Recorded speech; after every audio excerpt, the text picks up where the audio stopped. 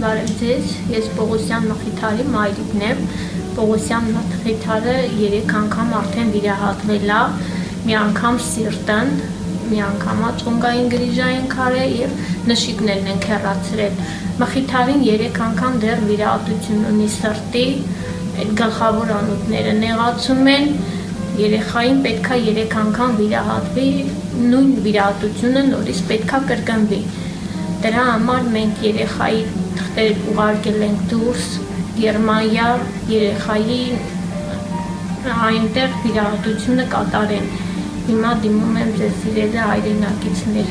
օգնեք Մխիթարին տանեն Գերմանիա երեխուս կյանքը փրկել։